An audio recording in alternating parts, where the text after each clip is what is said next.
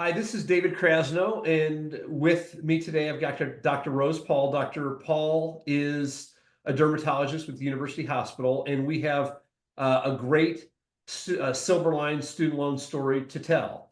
And so I'm going to tell it real quickly, then we'll ask Dr. Paul a few questions.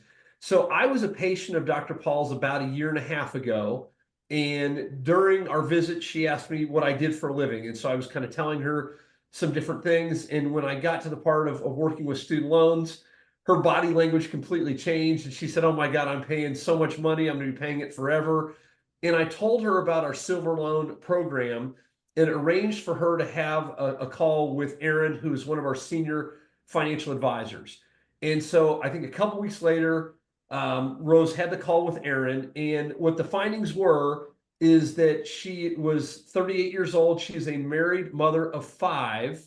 She had student loans that she had been paying on for 16 years at $2,800 a month and was scheduled to be paying that $2,800 a month for the next 20 years. We took her through the consolidation program, and at that time, I'm pleased to say that we reduced her savings from $2,800 to $1,400 a month.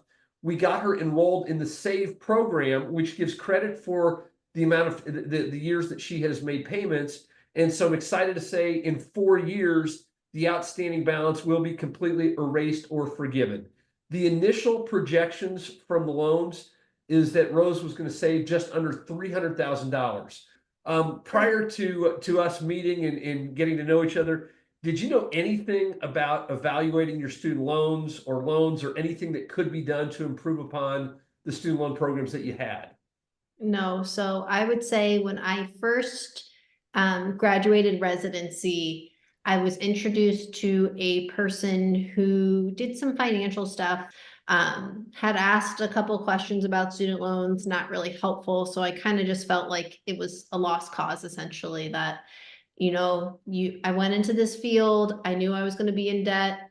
As long as I liked the field, you just got to pay. First part was the initial meeting was no obligation. So I scheduled the meeting with Aaron. Here's this, expect a phone call. And he basically took about 30 minutes to explain the process, the different programs that I would be available for, logged into studentaid.gov. Hey, this is what you have. This is exactly, what you should do. For what I save in the long term, the fee was negligible. I can understand the stipulations a little bit more for maybe somebody in residency who didn't have, but I mean, in my opinion, it was $500-600 that I paid.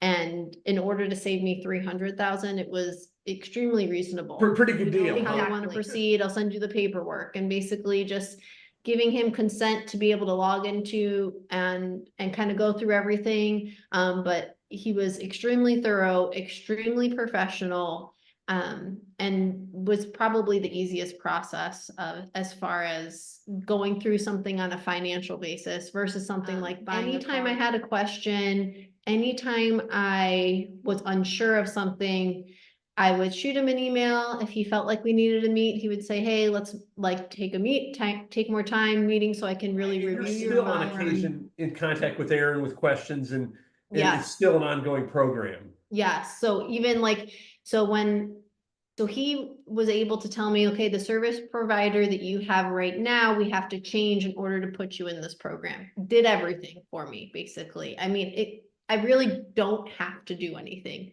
aside from know my login information. And for somebody who has 5 children and is a busy full-time worker, like it's pretty awesome to have somebody who can come in and do that for you. But when Aaron took you through this the first time and you went, that he said, yes, we're going to reduce the amount, and you've got 4 years left instead of 20 years left, and you were $300,000. Again, we kind of covered this married mother of 5 who just got a significant reduction. What was the feeling? What did this mean to you? I mean, for me, I felt like, geez, now like maybe I can retire at a normal age. But also just I mean, I have a lot of other things that are important to me. My kids all go to Catholic school, so Catholic and private education is important for me. Family vacations, during this time that they're still under my roof. So for me, there's multiple benefits aside from not having to pay an ungodly amount of interest, because realistically, the reason that student loans are so bad is obviously, yes, it costs a lot for that education, but the amount of interest that they charge on these loans is astronomical. And so you're doubling or quadrupling probably, depending on your amount of loans that you take out when you finish med school. And that system can take advantage of you, and it probably would have taken a big advantage of me, because sometimes ignorance is bliss. And so it was like, whatever, I'll pay the money, you know, but in the long term, this saved me a lot and my family a lot. That's awesome. So what advice would you, and I know you've talked to other people at university hospitals, both doctors and nurses and students and things like that. What would you tell others that were in the same situation that you were in a year and a half I mean, ago? I would say, you really thoroughly need to look into your options. I mean, unfortunately for a lot of people, when they come out, a lot of people have this stigma that like being in academic medicine or working for a hospital system, you're going to make less, you're going to have less ability to pay your loans in that circumstance. But for me, I feel like it's equivocal whether you're private or in an academic setting.